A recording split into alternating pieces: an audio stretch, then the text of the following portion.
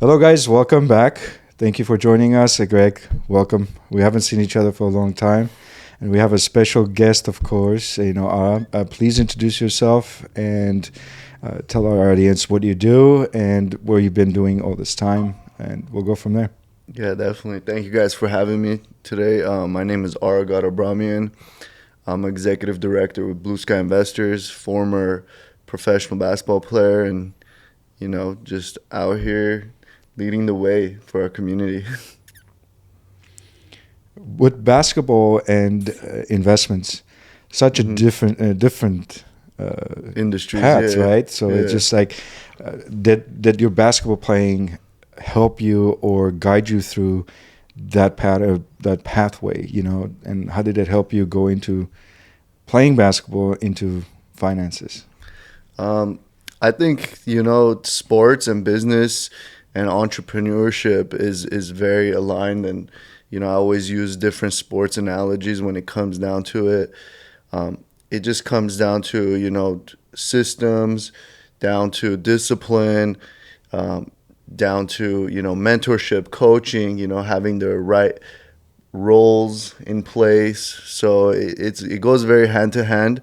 Um, I think the number one thing I've ever taken from sports is discipline and the persistence. The reason why I went so far in basketball was because of persistence, never giving up. Through adversity after adversity, I kept going and, stayed on track and, you know, grew my resume that way. And it's the same with business. You stay persistent, you grow your passion, you should, reach your goals in a sense. Yeah. I mean, we did because playing a lot of people in the basketball industry or in the sports industry, like it's one of the hardest to transition to anything else because people love the game so much, right? And when they're playing, they don't think about anything hmm else. Especially when you're young in college or in high school, you're like, you know what, NBA. Like my son, he wants to be a baseball player.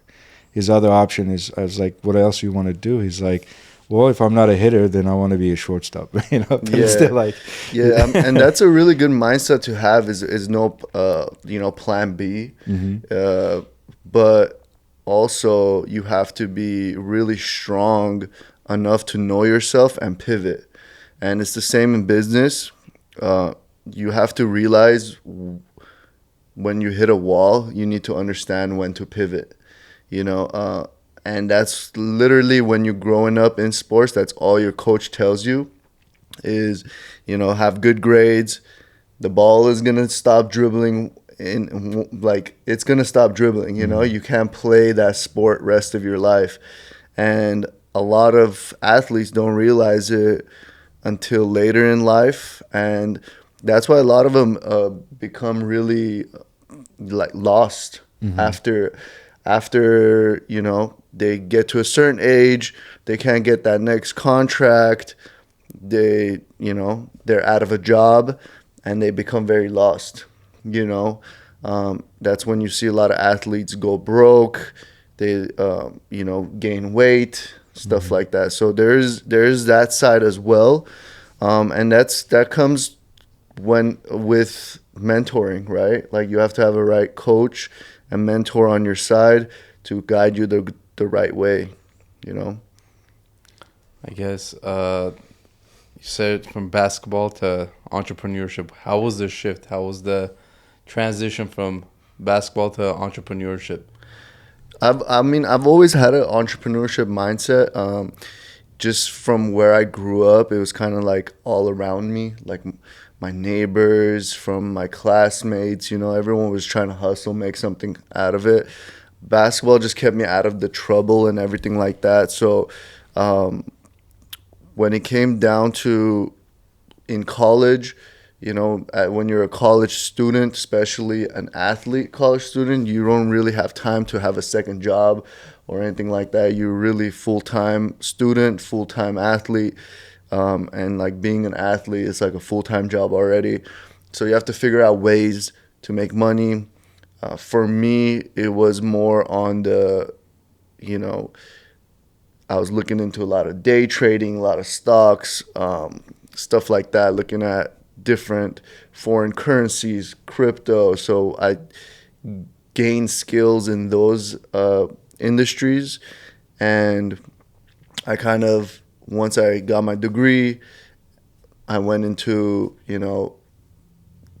getting my licenses and everything like that to become a real financial service professional and, going in that direction. So while still playing basketball. So I kind of try to figure out what I could do while still playing basketball, You have to dribble the ball in one hand and dribble the business on the other hand. Yeah, and it's, it's a really hard case. But for me, it was, something tragic had to happen in the world, which was COVID, for me to pivot. And it was a really strong pivot for me because a lot of people, whenever they transition, if you look at previous athletes, it's very hard for them to make that transition because they don't fully commit. Yeah. For me, it was all right, I'm fully committing. I'm not playing basketball anymore. I'm strictly straight business from this day forward. And that's what made me go from 0 to 100 in business because I actually 100% committed. Yeah, that's what I was going to ask because it's not easy, right? Going from being a professional athlete to business. I don't know if you had a mentor or not, but not a lot of people have mentors. Mm-hmm. And then next thing you know, they start up a business and it fails right away because they don't have anybody on their side. But if you're 100% going into it, next thing you know, you're just taking off. I mean, sports itself is it's a business, but at the same time, it's one of the hardest businesses. You're the business at that point. Because you're your own product. You have to not only sell yourself, but you have to perform at the highest level. And what are the chances of? I was looking at one thing. It says, for you to be a professional, it's easier to go to the moon or something than actually be a professional athlete. The chances, and it's 0.00 some odds of how many people versus how many make it and how many try out, right? Yeah. So it's a tough, and a lot of people, obviously you want to be in a professional, so you're always striving to. You're not going to go there and say, if I do it, I do it. If I don't, who cares? Mm-hmm. You're never going to be a professional at that point because you have to go, like you said, all in and be consistent, right? So, but a lot of people, they get disappointed and they don't have nothing to fall back onto, Exactly, yeah. And like you said, sales. A lot of people don't realize this, but having sales skills is very important, especially sports. You want to be a professional, I had to cold call agents. I cold email, a lot of agents responded because they were like, wow, a lot of players aren't this professional. You're pretty professional. Let's bring you out here, see what you got, because your game could speak for yourself so much. Yeah. And then they look at all your other stuff too, how you handle yourself outside of off the court, how you are off the court and all that stuff too. So it all compounds. So it's one of the hardest businesses, I think. But people don't realize sales is everywhere. We always talk about sales. You sell yourself every day. Exactly. Anything you do in your life, you're selling yourself, and sometimes you sell yourself short or yourself. And also, the reason why I say with the baseball with my son, we've watched a lot of the stuff. And a lot of the coaches, you look at the leg work, people think it's a simple thing, but it's all science. The way you hold things, the way your feet. And, they think, okay, it's basketball or baseball. Or, I thought the same way, right? And when you look at the mechanism and you look at all the systems that they have in place, you're like, wow, this is something else. This is art. This is science.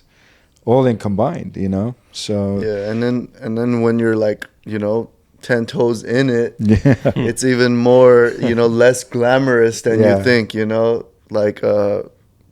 I always tell people, like, when I played professional basketball in Europe, they're like, "Oh my God, that's probably so nice. You got to travel and stuff, you know, like." Yeah. And I'm just like, "Yeah, you have no idea, like, what I went through. Like, you know, there's a lot of nights you're alone. You know, you're doing a lot of traveling. Yeah. Your body's taking a beating. They expect a lot out of you." I call it, you know, the golden handcuffs. That's what it is. It's like one of those jobs where but, you know, if you're passionate and you love it and you have the will for it, just like in business, you will go through those obstacles and adversity to be in that position. So, and that's what makes, you know, superstars and people professional. Yeah. What advice would you give, like, for example, the kids that are starting out in sports? The advice I would give is, you know, first you got to fall in love with it, and it's one of those things, just like business, where you might not like it in the beginning, but you gotta, you know, figure out something that's gonna make you become passionate. So for me, the reason why I chose basketball, because it was so challenging and every day I was learning new stuff. So that kind of kept getting me back into it. So someone that's just starting out, I think, you know, having the right mindset, having the right people in your corner, you know, you got to be fully committed. You know, it's one of those things where I always tell kids is like, you have to be fully committed. It's not just about putting up shots. It's not about, you know, getting points on the board, but it's all the other stuff as well. You know, coaches look at everything from you know, your hustle plays to off the court stuff. You know, we notice everything. Yeah. You don't want to have a crazy kid on your team where it does like crazy stuff outside and affects his playing in the court, right? Yeah, So, those are tough. Yeah, and you will get a lot of those. You will get a lot of you know, different individuals, especially basketball. It's so diverse. You know, you have all types of people from all types of backgrounds on your team. So, and sometimes it clashes too, you know? Yeah, I'm sure. What were some of you mentioned you were overseas. What were some of the challenging things that you had to go through being overseas playing for a professional team? well, first and foremost, you don't know the language. You know, you sometimes have a translator with you. Thankfully, my coaches spoke English, so it wasn't that hard, even though they were not 100% fluent or anything, but it was still easy to understand. Most of your teammates they don't know English, you know, sometimes. Wow. Yeah, so it's like hard to communicate. And it's really lonely, honestly, too. You have like probably 2-3 other Americans on the team, and that's your friends. Yeah. Like it or not, it's like that's it. Yeah, other than that, and then other challenges where, you know, you don't really get to decide on your foods, you know, like you have really strict diets, but, you know, it all depends on different teams. But when you're traveling so much, it's usually you have a regimen, like, you know, diet and all this stuff. So, wow. So you're forced to follow the strict guidelines as far as they put in, regardless. Exactly. And you're kind of out of your routine as well, because you know, you're traveling so much, and in Europe it's almost like, you know, like a small state in America, where traveling is so easy. Like there was a month where we took like 12-13 flights, you know, so it's like, you know, you're out of your routine, you know, so it gets a little bit tough. You're like living in a hotel almost. Yeah. I could already imagine like the jet lag. Mm-hmm. There isn't so much of a time zone, but I'm sure there's a lot of, your body gets beat up, especially flying that much. Oh, yeah. I mean, just flying, and imagine just flying, it does that. And on top of that, you're playing, 8 hours a day, 9 hours a day practicing, and your diet, your time zone, your food differences, right? I mean, you sometimes eat food from a different country. You might end up maybe 2 days of horrific Food situations. poisoning, yeah. And it actually happened to us one time. We were in Lebanon for the Armenian national team, and we were playing against Syria. And the night before, we all like went out and had like a big dinner. I was the only one that didn't eat like the meat. I was like I was like, I'm just gonna have some salad tonight, like keep it light. The next day, everyone had food poisoning except me. Wow. The coach, everyone was throwing up. They might have thought you poisoned them. Everyone was throwing up in the locker room. It was bad, yeah. Yeah, that's a dangerous, because you're changing your whole foods. And it might be the cleanest food, but the bacteria are different. So you kind of, it might hit you a different way. Yeah, I was always prepared. I mean, I was always wearing the masks. Like, this is before COVID. So I was like, during flights, I was like, just trying to keep myself away from getting sick, all that stuff. So, because you don't want your body's already pressured, and yeah, I mean it's your job, man. You're sick, you're not making money. They could cut you. You're overseas, like there's no rules. Wow. The thing was with me too, and this is for anyone that's like kind of like pursuing to go professional, is have a good like attorney, agent on your back as well, because overseas you could come across a lot of sharks, crooked stuff. Yes, exactly. Yeah, so having the right attorneys, having the right contracts in hand, it's just like business, Yep. It's any type of business, but it's international. So you must have the right because contracts are, mostly nobody reads contracts, right? Like, you want to play. It's like, you want to play, okay, you have to sign this. You don't want to sign this, then you cannot play. Yeah. So what happens is, if you're not giving it to somebody else, especially when you're young, they're like, okay, we'll give you this much. You're like, oh man, that sounds good. And then you sign the dotted line, but then you can get caught, or they can do anything they want. Now you have no recourse.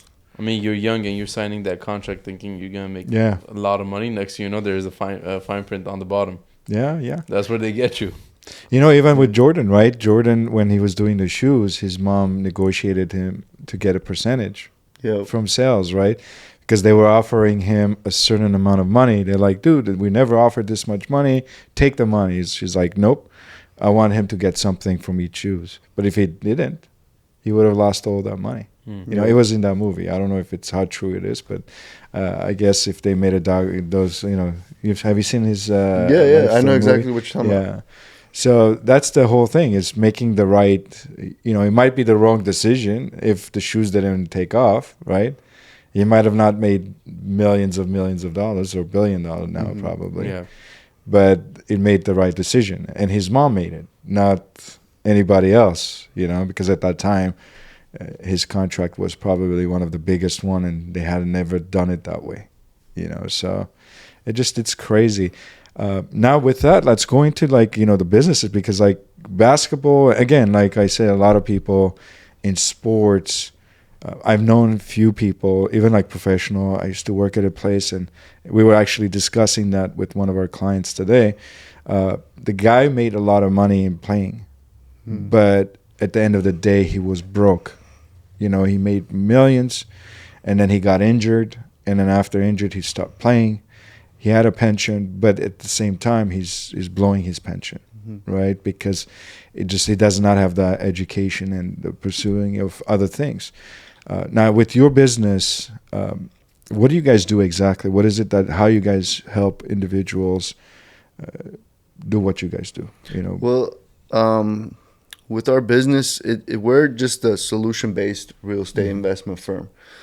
So we have multiple exit strategies when it comes down to acquisitions. We have a disposition team.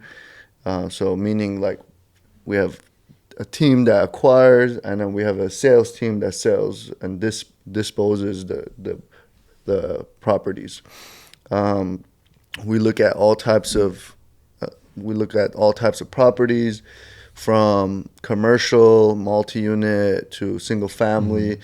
We look at distressed properties, distressed owners, and we try to figure out a solution for them. we primarily wholesale. You know, we have a lot of investors in our database that work with us, that are vetted. They have everything ready to go, like, you know, cash ready, and they're vetted. We trust them. We have all their paperwork. And then we also partner up with investors, do, you know, certain ventures together. You know, we do joint ventures.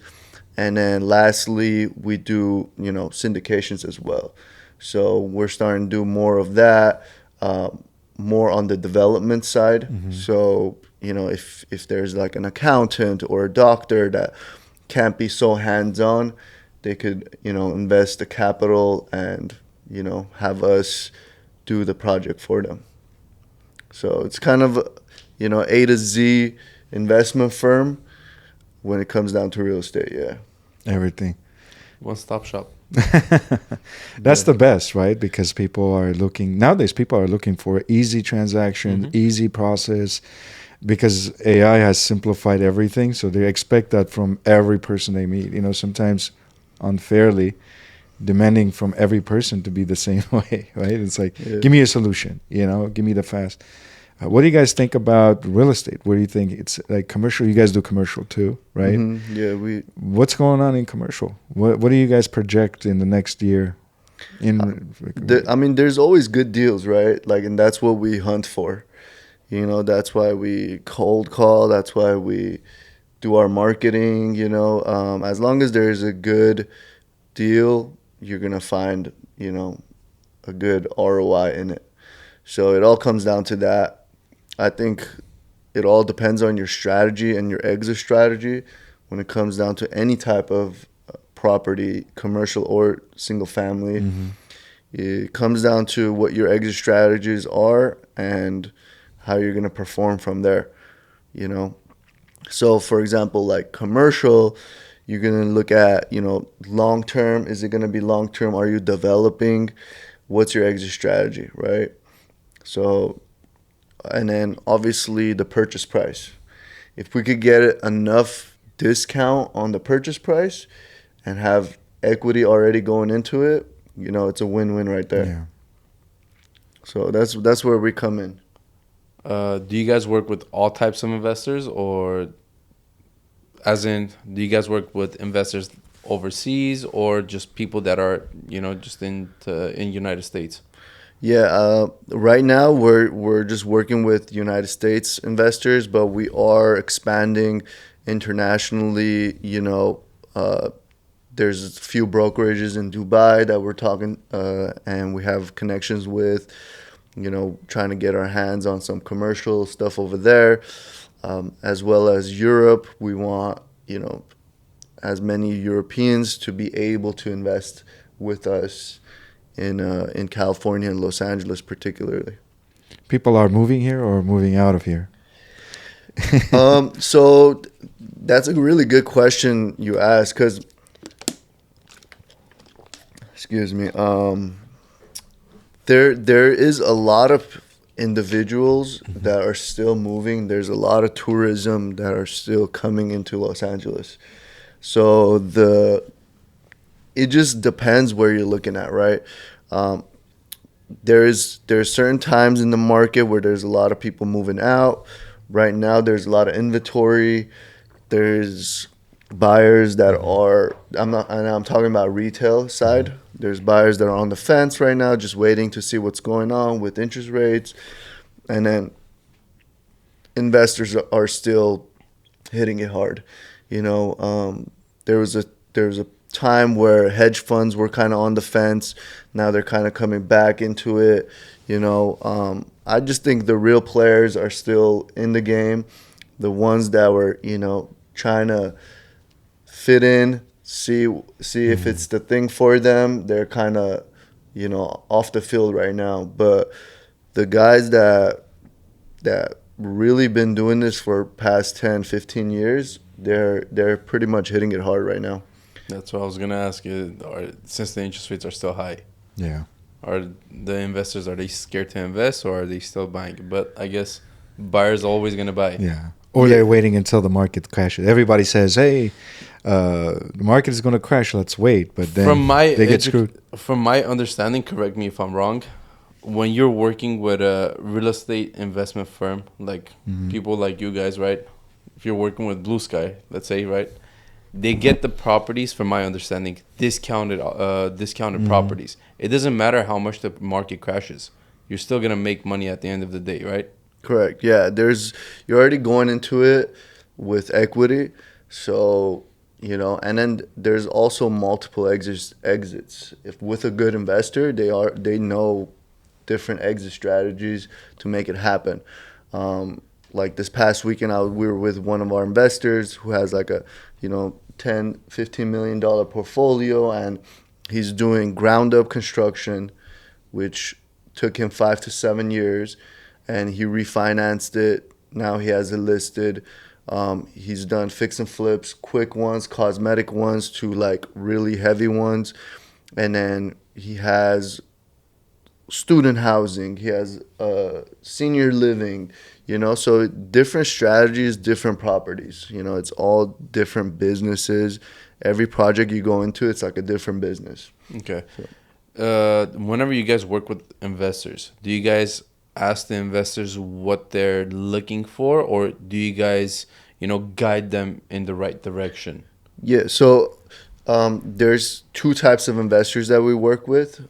Some are active, some are passive, right? Okay. The active investors, these are the investors that we either joint venture with, or we just sell the property to them. We dispo the property to them. So those are the active investors. We definitely want to know what their buying criteria is to the T. So when it comes across our desk, they're the first person we call. They're the first person to see the deal, because those deals go fast. So like, for example, let's say we have a deal in Fresno where we're not doing flips in Fresno as a firm. We have active investors in Fresno that are vetted in our system, in our database. We contact them. They take over within 7 to 10 days. So those are our active investors. Our passive investors, they just want a return on their capital. So they want passive income, and we're giving them anywhere from 10 to 15% annual interest. Interesting. So, those are the ones that are like doctors, they're accountants, different industries. They don't really want to be hands-on actively in the industry, and they want to, be a passive investor, become a private money lender, in that sense. So they don't really, they have the access of like, oh, okay, like this is where my money's going towards. This is the project. But they're not fully hands-on. Yeah, so the passive and active investors are who we work with. So, Okay. yeah, two different types of investors we work with. Some are passive, some are active, and we work with all types of people. How you guys find discounts? Like, what do you guys look for in the discounts, or what kind of properties you look for that could be at discounted rates? Let's say you see a lot of properties. Yeah, it might be cheaper, but at the same time, the value, people want to get what they want to get, right? The sellers. Well, how do you guys look into that discounts? How do you guys dig it out? So yeah, we have a whole acquisition team for that. So we have a call center that does a lot of cold calling, that brings, so like we have a system of marketing where it's outreach marketing and then inbound marketing. With the outreach, it's a lot of cold calling. It's a call center. We get all those leads. Once we get all those leads, it goes through our acquisition associates to qualify them, to see what the deal is, when they want to sell, how they want to sell, what their situation is. Do they even get qualified to get approved as a cash offer? And then from there, we take it on and send them an offer. It's multiple layers involved, and then there's our inbound marketing, where we do advertisements, in different sources. And then once we get those in, we kind of filter them out too, because not all leads that come in our system, they're not all distressed. Yeah. There's some properties where they're market value, and that's when we, you know, have our internal agents work with them. You know, so it's going to be one of those where we kind of pass it on to a retail end buyer, not an investor. So we still try to help those people out as well. Yeah. We don't like shy away from it. We just pass it on to one of our internal agents. And then we also do a lot of networking with different agents, different brokerages, and they get a lot of deals as well. And we've done many deals with agents that bring us deals. So if there's an agent out there that, you know, has some sort of distressed property that is in need, like, you know, shop it out to us. We'll run our numbers, you know, give you a fair offer. Yeah, the markets are wild, you know, and everybody wants to get what they want to get. You know, like sellers, obviously sellers, they want the top dollar, right? So it just, how do you guys go about like getting to where they need to be rather than, let's say, from a buyer's perspective, right? Because, or an investors that you're bringing on board, you have to make sure that property makes sense for them, for you guys, and for the person that's selling it, right? So what is that thing, that niche that you guys have that kind of works and allows you guys to do that? Well, comes back to what we talked about, right? Sales. It's communication, like understanding how to communicate certain topics to certain people. When you're dealing with a lot of distressed individuals, you got to be kind of emotional with them. You got to build rapport. You got to understand where they're coming from, and then at the same time, you want to educate them. You know, it comes down to educating them on what's going on. You know, what, like, it's not the same market as 2 years ago where, you know, houses were flying. You know, so unless they're buying, then you say, hey, the houses are flying. Yeah, when we're on our dispo side, it's a whole different conversation because we've already done all the analysis. You know, we bring on the analysis to the investors and we let them know, like, hey, look, this is a really good deal because of X, Y, and Z. And then obviously every investor has their own set of eyes and their own set of, you know, vision.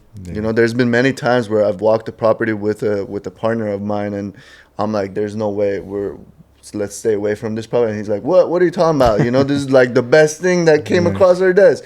So he has like a whole different vision than I do, and you already know where you're going. He goes and takes off and makes, you know, 6 figures on the flip where I thought we were going to lose money. So it's, you know, it's always different perspectives with different people in that sense. So it comes down to communication and sales skills, and that's where our acquisition associates and our disposition associates are skilled in. And, you know, end of the day, it's marketing and sales. Yeah, you know, when you say marketing, have you guys seen this girl online? She's a real estate agent, but she does like with the comedy approach, you know, and she went viral. It was on the news. And she says, who the hell is going to buy this house? Look at this. This is like, she does everything reverse, you know, and she's like, oh, if you guys have a rich friend, this is not for the poor or something like that. Call your rich friends, call me, you know, or something like that, you know. And she does like, if you guys, I forgot the name of the thing, but that came to mind is she's just great marketer, you know. And then she had one and she's like, oh, look, this house has more bush than my mom had in the 80s. That's what she said, right? So she's like, she does everything unconventional, and everything that she does is comedic, right? So it's like a comedy all the way, and every room she goes into, it's like she puts something like touch to it, and it's hilarious. It's like, you know, watching. But I guess she's just selling a lot of homes now because there was a guy like that was doing the speed tour too. Or the rapper, or there's another rapper. No. There was a guy that just runs through the whole entire house. Oh, really? That guy's just hilarious. He went on the news too. Yeah. But I don't know which girl you're talking about. It'll probably pop up on your phone when maybe you're done. after we talk about it. Yeah. But going back, a lot of people are scared to get into investing into real estate, especially with the market going on right now, right? It's a roller coaster right now. But since you've been doing it for so long, do you need a lot of money for you to get started into fix and flip or hold or anything that regards to real estate? Well, when it comes to fear in the market, that's an indicator for us to go into the market, because only the real players are going in, right? If you look at the stock market, when there's fear, there's blood in the streets, you go in and buy. And it's kind of a similar situation when it comes down to in real estate as well. It's the same type of deals. For someone that wants to come in with not a lot of money, I would always say, partner up with people that know what they're doing, some skin in the game as well. Or, bring on someone that has been doing it for 10, 15, 20 years and, have them be, a project manager or be some sort of part of a joint venture in the flip. So that's one way to do it. Or you could be a passive investor and, lend the money privately to someone that's experienced, someone that, has been doing it for years. Okay. But you don't need a lot of money for you to get started into It depends. It depends on the projects, right? You could be in Bakersfield and you don't need that much money to do a flip, but you could be in Encino and spend millions. Depends on which pocket you're in, right? Yeah, exactly. So it all depends on what pocket you're in, what your appetite is. If you want to do a ground up construction project, it's going to obviously cost more, and more time. If you find something that just needs some paint, some light rehab, you're gonna come out of pocket a little bit less. So it all depends. We have investors that are very successful in the mid 500K acquisitions, and we have investors that are really successful in the 2 million plus acquisitions. Let's say if somebody has like 20 grand, let's say, and they come to you and say, listen, I have this 20 grand. What is it that we can do? Like, I guess that's what you're trying to get to, I don't know what right? I want to do with it. Knowing you're going to say, go put it on red. Or maybe. Or black, right? It depends on the luck of that day. But, if somebody, let's say, comes in and says, listen, I have 20 grand. I don't want to put it in the stock market, but I want to put it in the real estate market. Do you guys have something that you guys be able to do something with those type of people, or they have to have a larger amount for them to make sense in the project? Honestly, it all depends. Let's say we're going towards a project that we're raising funds for. We could bring in someone like that, or we could refer them to developers that are looking for, funds like that, where they're doing a syndication. Usually there's a minimum of, 100K to 50K, depending on the project. The less individuals, the less private lenders there are in a project, the better the returns. So that's why we don't really look for those 10K, 20K ones. It's more headaches then. Yeah. And, it all depends. It all depends on the project. Maybe a year from now, we will have a project like that where we could have, limited partners that could come in with 10K, 5K, 20K. What do you expect? Let's say, for example, when you guys do investments or exit strategies or things like that, when you're talking about, what do you guys expect a return? Let's say, for example, what is a good return for somebody to invest and has an exit strategy to go out? What is the expectation of, let's say, the return on the money that you're investing versus the amount of money you're spending, and what are you going to get out of it? We look at all the different types. So like, there's certain guidelines that lenders let you go with, hard money lenders that we work with. Some are 85%, some are 70%. But initially you want to come out like 10 to 20% ROI. On gain. Yeah. Okay. Yeah. But it is possible for, even in this market, it's possible for you to be able to gain that returns. Yeah. Yeah. I mean, this year in this market, we've had a handful of deals and flips where house sold in within 10 days, 15 days. And then we've had flips that are on the market still 30-day plus, you know. Yeah. So it's all depends on the pocket, you know, depends on the agent listing it, you know. What pockets do you think works the best? Let's say in Right this now, area, in this area, if you had to invest, which is let's say if I'm a client of yours, I come in and say, hey, all right, like, give me a pocket that we can invest in, that I can get my money quick. 30 days, 60 days, it's not still bad, right? I mean, yeah. I mean, when it comes down to like those, like 30 days, 60 days, that's going to be like a cosmetic flip, right? And no, I mean, like the 60 days I'm talking market? about, let's say you fixed it. And I mean, you can't expect to sell it in 10 days. I mean, some will, but some you have to always look at the worst case scenario, which could be what, maybe 3 to 6 months, let's say at the worst case scenario, but it's still you make money. But which pockets do you think, like in LA area, that like quickest? Yeah, I will say more or less average. For us, it's been like the Locker Center area, Montrose area, that little pocket. It's been going pretty fast. I've seen deals in Sunland go pretty fast recently. It all depends how you price it, right? And like what the price range is. I think from like 700 to like $1.2 million, $1.3 million is like the sweet spot, you know, when it comes down to those areas. I think Northridge, you know, I've seen really good deals, corner lots with ADU plays, Porter Ranch. Those are the add value stuff. Granada Hills, I've seen them move pretty good. It all depends, right? Like I mean, I've had investors south of LA to take on big projects, and you know, it's selling, you know, pretty dramatically and fast. Yeah.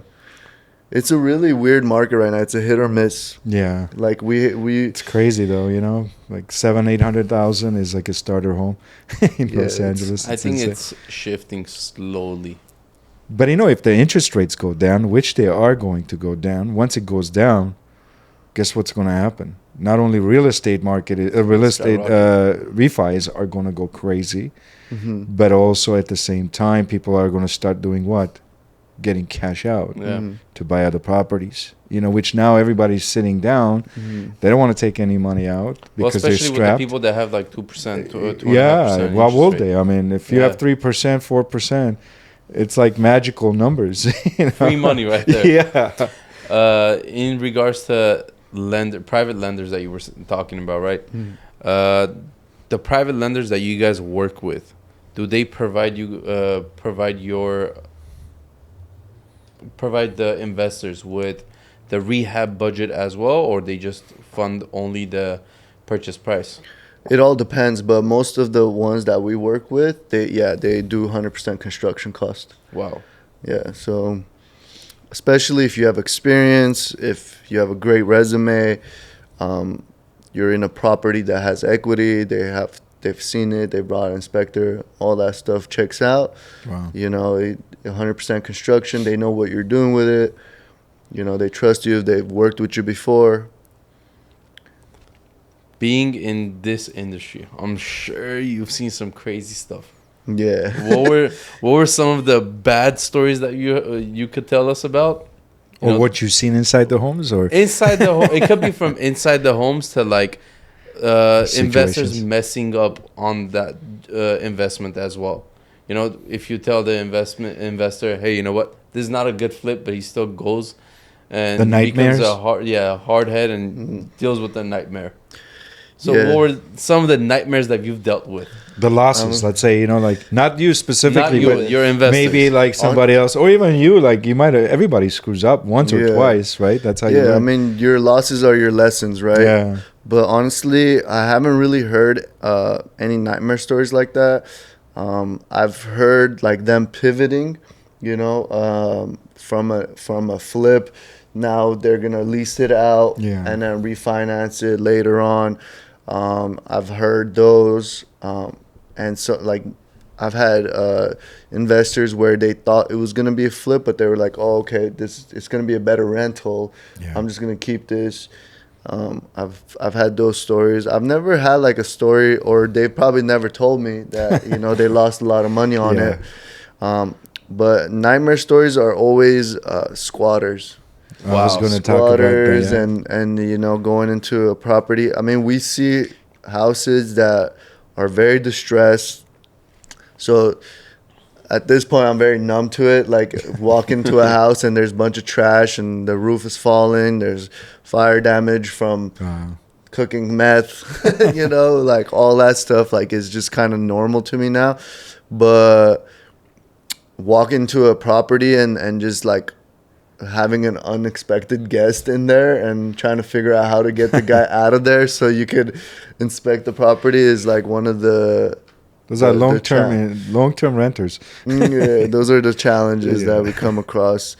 But you got to be creative and have a good sales skills. Even at those points, right? That's where you get the test your sales skills. Yeah, it's crazy because you hear a lot of with the squatters, even with renting. Let's say if your house, and I watch a lot of stuff. So there was this one lady she lived outside of the state, and she had rental properties, right? So and then one of the renters was gone, so she didn't rent it out. But after 3 months, I think, she noticed that there's people living and people said, "Oh, your tenant is acting up or something."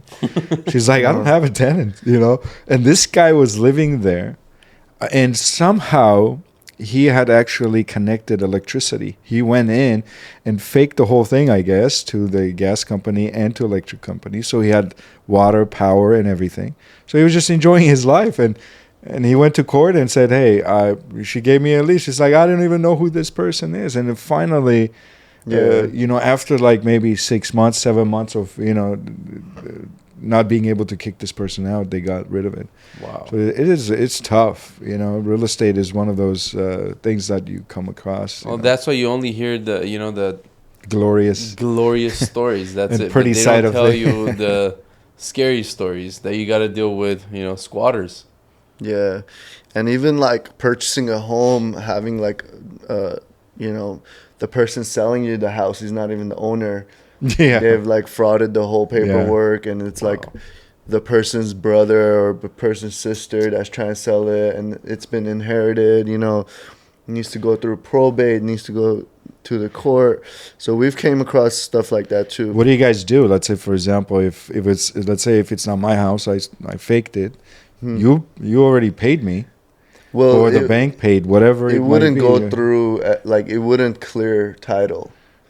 Oh, I see. So it will be stopped regardless. Basically. Yeah, but for me, the way I kind of handle situations like that, I kind of try to talk to all the attorneys involved, and if there's agents involved, get on the phone with them as well.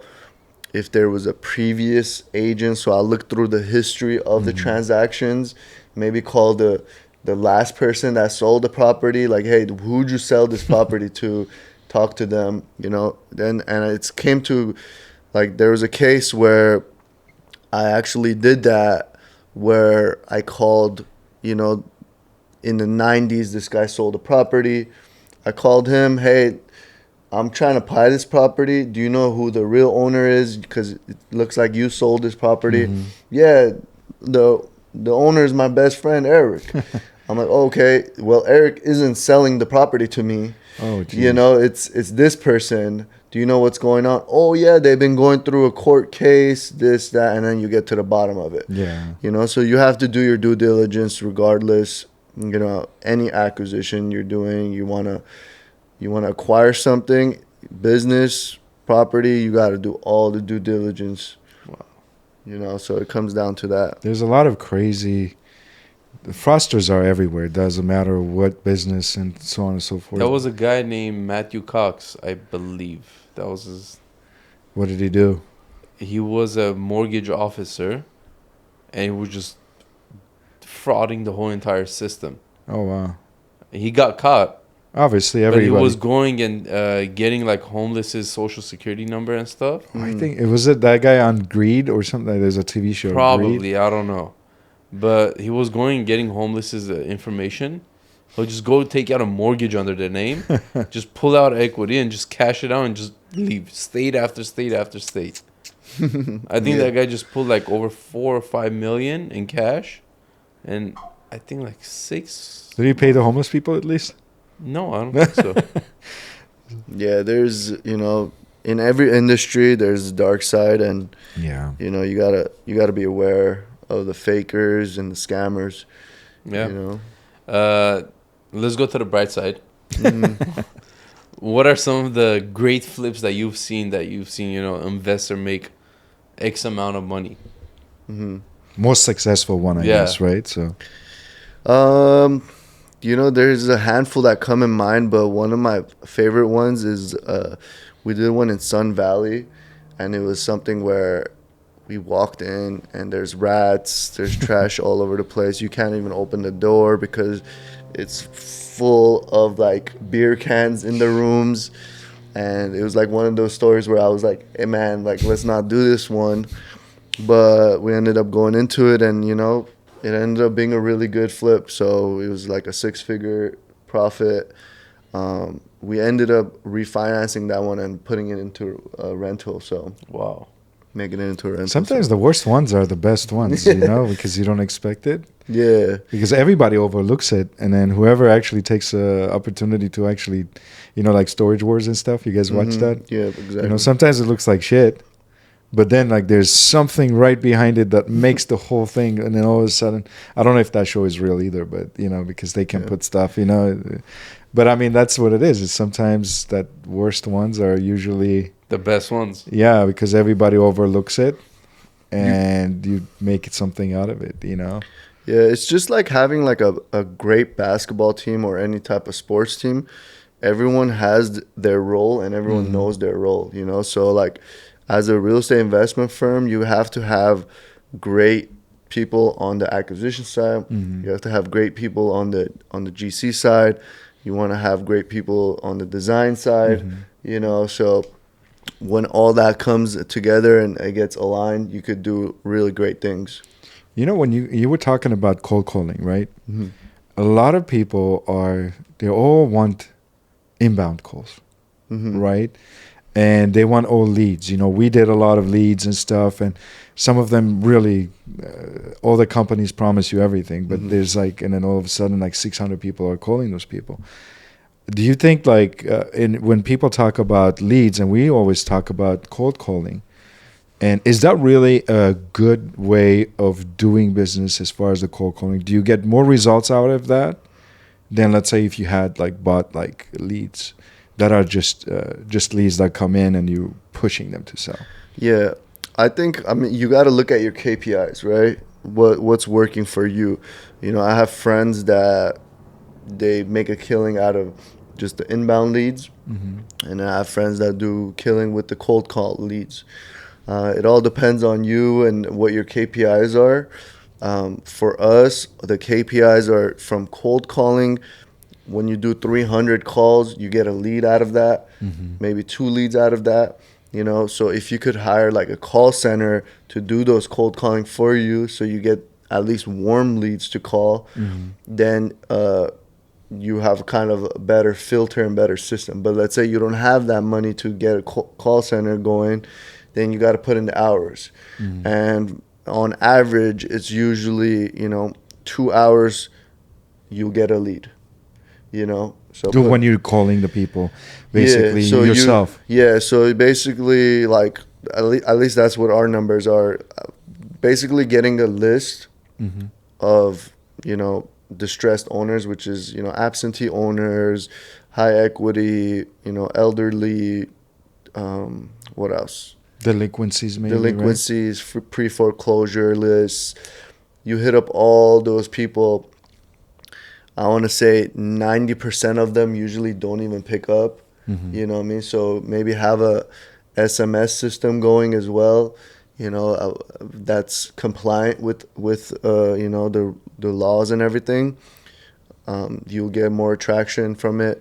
So if you like put those two together, you should get some good amount of numbers. And then it comes down to your closers as well. Like, how good are they going to be closing? Yeah, you got a lead in 2 hours, but are you going to close it? What type of lead is it? So comes down to sales again. Yeah, exactly. Comes down to sales. Yeah, but those are the numbers, right? You got to know your numbers. You got to know your KPIs. So if you don't have any money, you're starting out $0. You got to hustle. I would say, those are the ways. Another really great way is to hit up agents.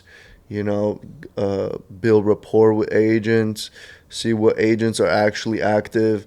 There's a lot of agents in the industry that, they already have their investors. They don't want new investors. So you got to kind of filter that out as well. Make a lot of cold calls in that area. And then have your go-to agents that you're going to work with as well. So it's like you got to figure it out in the beginning. What's going to work for you. It's a whole system, it just doesn't work without the other, right? So it's just, you got a balancing act where... See, it's a whole system, but people on TikTok, they make it look so easy. Well, yeah, I mean, that's the thing. That's what I was saying. Everybody wants an automation, but they don't know, our partner, Anthony, and I was telling that today. He's like, so get this app. I'm like, man, I have so many apps now that I deal with. Now I need somebody to just handle the app. So you have to hire somebody to work on the apps because there's so many apps, calendar, this thing, that thing, CRMs, all that stuff. And everything is like almost apps. Now you have like 30 apps going at once. Yeah. And it's okay to have all those apps, but you gotta filter them out. Yeah. In the beginning, we filtered out a lot of different CRMs, a lot of different call centers, a lot of different advertising companies, right? Like, you got to just filter them out, different apps, different companies you work with, same thing. So there's a lot of crooked, there's a lot of bad, even like call centers, right? They promise you everything, and then you'll find out they're like middle of nowhere. We were almost doing a call center, something like that. Remember? Almost we did it. But, they're overseas, so you don't know if they're calling. You're providing them numbers, but at the same time, well, you got to have recordings. Calling? Yeah, you got to have recordings. Yeah. So the way we do it, all the calls are recorded, and when they give us the leads, we could go back to the call and see what they said to the person that got on the phone. So when we call them, we're like, hey, look, this person talked to you. Yeah. So they can't be like, oh, I never talked to that person. Oh, I never did this. Yeah. So we're like, we had some leads that were like, people said, oh, I never filled out this form. We're like, that's how we got your name. Obviously you put all the stuff. That happens all the time. Your date of birth is there. Obviously you put it into the system, but they're like, oh, how do you know my date of birth? Even if you confirm it with them, they still say it's not me. That's crazy. I had this one lady. I was like, because we got frustrated because nobody was calling. We're not getting traction. And I called one when she picked up. She's like, oh my God, I had turned my phone for 2 days off because I was getting 40, 50 calls, and I got tired. And she was like an older lady. And, and that's the thing. It's like people are calling them 30 times, 40 times, and you're getting multiple things, and it's just, it's frustrating for everybody because then they're like, oh, I don't remember where I put it. I was like, I have your date of birth. I have where you live. She's like, well, how did you get that? I'm like, you put it in the system. I did not, I'm not, I told her I'm not a psychic, If I was, I wouldn't be calling you. Yeah, it happens. I mean, there's different companies that share the leads, and then there's companies that are, stick to the script and, get you what you need. That's What do you will say to someone that's starting this business? Let's say, we always do that advice as well, as far as if somebody is starting in like flipping or investing or being wanting to be an investor in in the real estate, because everybody looks at the industry, looks at almost everybody on TikTok nowadays is in real estate almost, because they're the ones who you do other creative other than food, right? What do you think makes them not only the experience, but what makes them successful? And what will you give an advice who's starting the business, what they should do, what they should not do, like few things that might make a difference, I think right now especially is stick to the basics and the fundamentals. That's gonna take you further than anything you're gonna try to do fancy. And that comes with any business, right?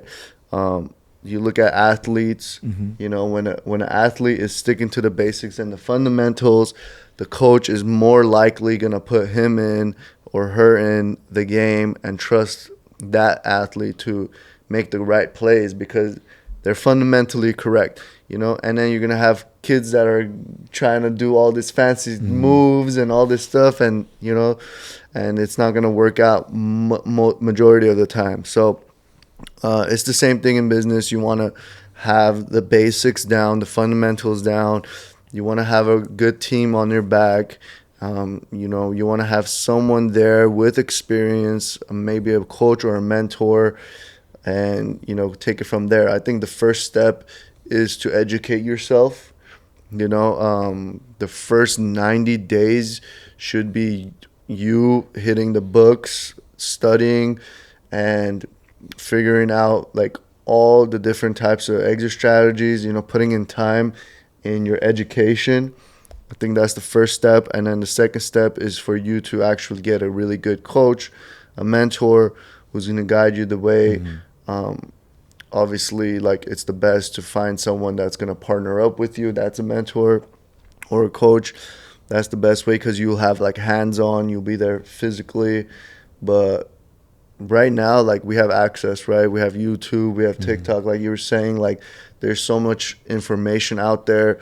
You want to pick the right people that are going to give you the right information. Yeah. You know what I mean? So it comes down to those like first basics, first steps, and then from there it becomes your own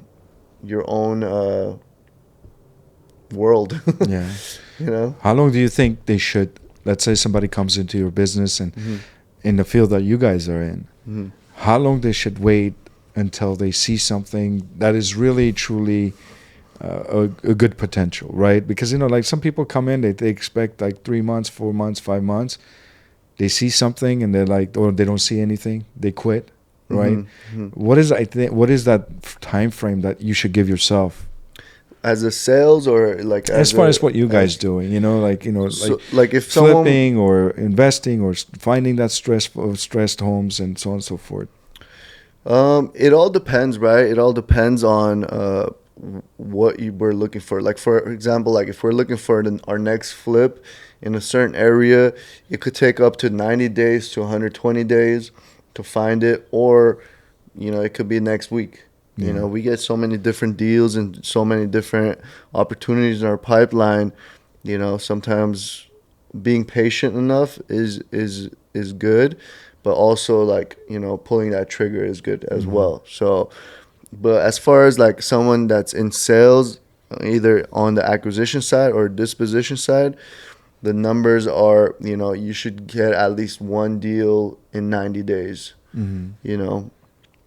I think on average, it's like 2 or 3 in like 120 days.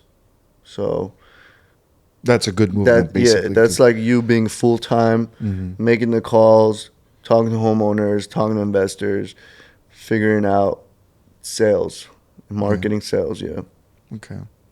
This particular thing that I want to ask you is, what can the investor, let's say for example, if somebody is watching this, right, and they say, you know what, I wanted to go into this, I wanted to be an investor, I wanted to be go into doing whatever, rental or flips and so on and so forth. Because there's a lot of people out there, they're afraid of doing a flip because they don't know where to start, how to start, and so on and so forth.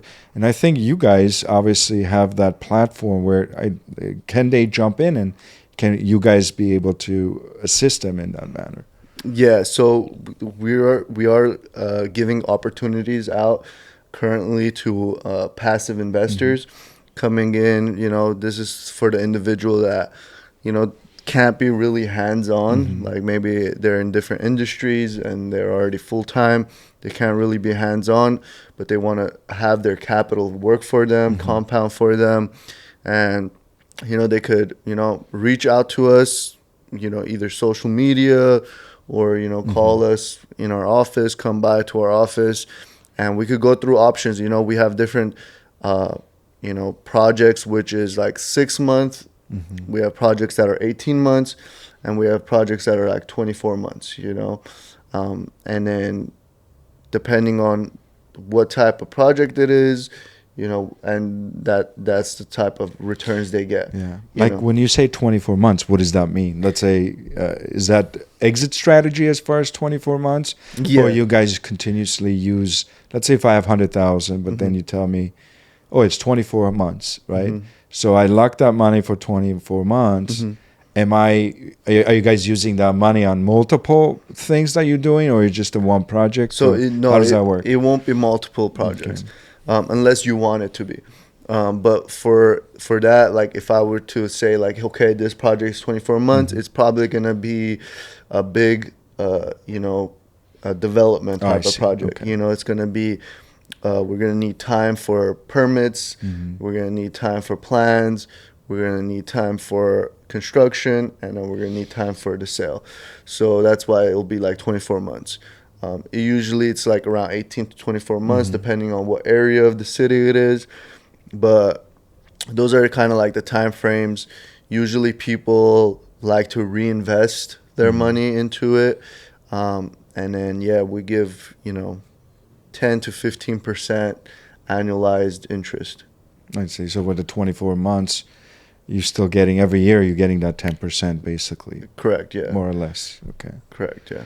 I mean, and they can eventually, I guess you'll be able to not only roll that into the next project, right, I guess, and or take whatever it is, or take the profits and then leave the other money rolling. Why not compound your money at that point? Or compound the money, right, if you don't need it, or if you don't. I mean, that's something that I think it because a lot of people are afraid, because flipping is a hard business. Flipping is not just you have to know not only contractors, because that makes a huge deal, right? Especially now with all these things going on. There's not a lot of contract contractors or like laborers, right? There's a lot of contractors, but there's not a lot of laborers, right? So now there's more contractors. Now eventually contractors will actually do the work that they were supposed to do, right? Yeah. Instead of like outsourcing. But I think they're afraid of that, and even me, let's say, or somebody else that even they have money, people don't want to do things that are beyond what their abilities are. Yeah. And I think that's where you guys come in, right? I mean, that's kind of what I understood as far as what you guys do to make it easier and make it flow. Exactly, yeah. So, it all depends on the individual, like their tolerance and where we could go with it. There's been projects where we've brought on equity partners, which is joint ventures. And then, there's people that, come in as passive investors. So it all depends, that's why a lot of individuals come to us, because we do have in-house, GCs and developers. We have in-house lenders, so. On the lending side, here, on the lending side, when you said 100% of construction, now those lenders, you guys are able to utilize. If, let's say, a client comes in and says, listen, I just want a construction loan from you guys, would you guys able to do that as well? Or it's just like you guys use that in-house for you guys' projects? Yeah, it's usually for projects to be flipped. Okay. For something like that, I think it's considered a bridge loan, correct? Yeah, so it will be different. We could refer people for sure. Okay. And we've done that. And from my understanding, you say you guys do take in investors. You guys would take investors, let's say, out of state as well, right? Yeah. That's the beauty of it. If there's investors that are out of state, for example, we have an investor in Texas that wants to invest in with us, you know, they get the full team, right? They get the project management, they get the property management, they get, you know, the hard money lenders, they get the developers, you know, and then they get us on the acquisition side as well. So, you know, we don't also just do California. We also have boots on the ground in Arizona. You know, we're expanding out to Florida and the East Coast as well in New York. So, you know, it's not just in California. Let's say if you're in California and you want to invest out of state, but you don't have anyone in Arizona, you could also contact us and we'll help you out with, you know, different strategies over there. We have multi family rentals over there. We have condos over there, and we have like flips over there going on. Wow. Okay. What about people that are, you know, maybe overseas? Let's say if they got a lot of money overseas, and I guess money talks, right? Yeah. So I mean, if you know, we're looking to get a lot of investors from Europe as well. You know, that's kind of one of our target audiences. We want to talk to some people over there, but obviously we want to be compliant and, you know, have our ducks in line when it comes down to that as well. So if there's anyone out there that can help us out in that sense of putting the right documents and being compliant, you know, I'm all game. Well, they're looking basically like money laundering type of things you got to be aware of, or it's just like bringing the money here? Yeah, I mean, it's all, you know, to do with the feds, right? Yeah. You're transactioning Cartel money. a lot of capital. You have to be compliant with, you know, the SEC and everything. Yeah. So. Sometimes money looks great, but then when they come after you, it doesn't look that great. Yeah. You know, you got to be, you know, you have to cross the dots and all the T's and stuff. So make sure you don't get. Yeah, it's just a little bit difficult for us in America because we have a lot of rules and regulations. But I've seen a lot of development happening in Middle East, in Dubai, where they just transfer the money through crypto. Yeah. You know, and I think we will get to that point as well. But it's really early for us. That's what I was going to ask. If, let's say, somebody's out there that has a bunch of Bitcoin, would you guys work with somebody with that? Well, I mean, if they cash it, I mean, if they transfer it, you know. It slowly seems like the banks are going to shift into crypto too. So that's going to make it easier on you guys' end too. I think Texas just made a rule that they can buy billions of Bitcoins. They were doing this thing. So eventually, I think Bitcoin and stuff, they were normalized. They're not as scary, or they're not as, you know, when before it was like, oh my God, you're a criminal if you use Bitcoins.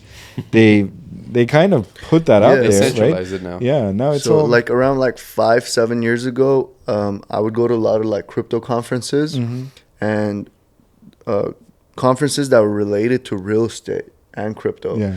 So when I first started in real estate, that was kind of like where I wanted to head towards, but it was like very early. So we'll see where it heads to. But you definitely, it comes down to politicians and, you know, the feds. I think they're kind of, eventually they can't fight against it because a lot of people have money into it. Because let's say before they could have just said, hey, we're shutting it down, it's criminal, right?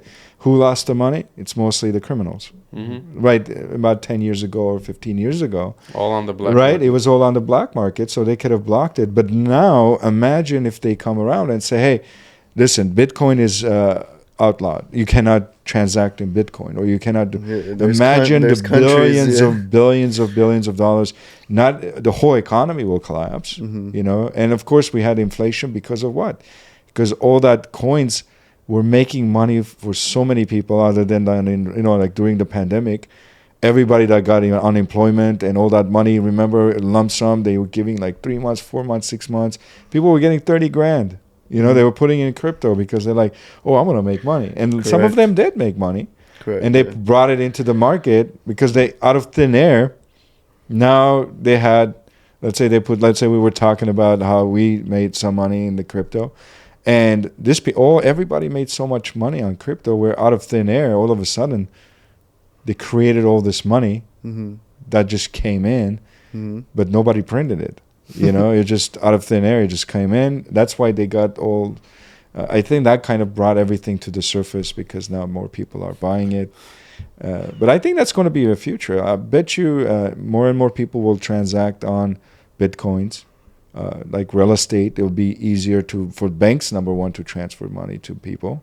Yeah. You know, I think some basketball players were getting Bitcoins. Yeah. You know, I don't know. I think professional athletes. Yeah, some of them, they were like, just pay me on Bitcoin. And they made a lot of money. It's the swift transactions, right? It's making it more comfortable for us to transaction currency through one state to another.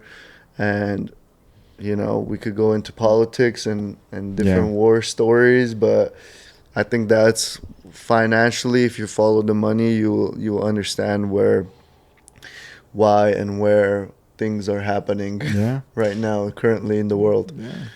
It's all about money, right? Always. It's all about money, resources. It's never about people. Just wait, next year on your tax returns, you're going to get with Bitcoin. You're not even going to get well, you know, everybody, you know, eventually, you know, like when people talk about digital and now people go places and they're like, I know people, they're like, oh my God, they're changing everything and I don't want to use electronic stuff. I like using cash. I'm like, man, I haven't used cash for a long time. You know, I don't carry cash because everything is on the card. Why would you, if somebody needs money, you know, let's say, hey, okay, I'll Zelle it to you. It's like fast, you know, so there's no purpose. We've been transacting on digital world for a long time. People don't realize that. And when crypto came in, it seemed like it was like revolutionized this thing, but it's not. Yeah. We've been doing this for a long time. Digital dollars. When you're transferring money to somebody else, what is that? That's digital transaction. It's just not real cash. On the blockchain. Yeah. That's the only difference. Yeah. So it's not like attached to certain dollar, like paper, right? When they're printing it. But eventually, it's going to be, our kids are going to probably figure out something else that gets invented. And then they'll probably go against the crypto. They're like, oh, who's going to do this thing? There's crypto, right? So I think eventually people discover different types of monies. You know, we had a crypto guy that was here too, and he was, you know, Patrick. The guy is so a crypto motorist. I don't know if you heard of him. No. The guy is, I mean, he knows everything about crypto, the history of crypto. That's amazing. Like everything about like Bitcoin, he'll just give you every different. He had containers of miners. Yeah. Yeah, I had cousins like that, so I know how it is. They're like, he breeds and lives crypto, you know, that's what he does. You know, with me, I just, you know, it's hard if you're investing, you have to be into that, you know. You can't just. That's where real estate investing comes in. Because if you're the type of person that you want to see and feel your investment, that's where. Safety. Hands-on. Real estate is one of the safest. I mean, I always tell people. It's done better than stock market. Yeah, I mean, every single time. Plus, even if you lose that money, let's say, for example, your depreciated value, right? You still have something, you know, you're still holding on something. You can live in it, you know. But let's say if you have investment, you lose that money, you're not going to be living in it. You're not going to have anything. You can rent it and you still can, you know, you're still in a plus because your rent is going towards your mortgage. Somebody else is paying for it. You're not paying for it. So you're still gaining. Yeah. You never lose in real estate, no matter what, especially when you sell in a loss, you do lose. But if you how often or you foreclosure. Okay, but how often have you heard people that fix and flip their homes? They take exactly. That's my point. You never lose in real estate. No. I mean, what I'm saying is Yeah, the only right. time you lose if the markets are bad and you can't afford it, you go to foreclosure. If you can't afford it, then Or you you weren't sell supposed it. to buy it. Exactly. Yeah. So Like 2007 or 8, right? So a lot of people couldn't afford it. They lost a lot of homes. Yeah. There's all types of investments, but what's the best type of investment is investing in yourself. Yeah. I think if you were to lose everything, but you've had self-development and you've invested in different types of skills, I think that's the most valuable thing in life. Putting money Yeah. into yourself. Yep, Yeah. putting money into yourself, into your relationships, Mm-hmm. and gaining value and bringing value to the marketplace. Yeah. So shaking more hands. That's it. Your inner house, right? You build your foundation. Yeah. People forget that you need to Mhm. learn a lot of stuff. People come in, they're like, okay, I'll sell something, but how do you sell? Mhm. How do you do? Okay, if you falter and you don't do anything, what did you take out of it? They don't build, let's say you said, learn, read, right? And especially online, YouTube, you can learn to be anything you want.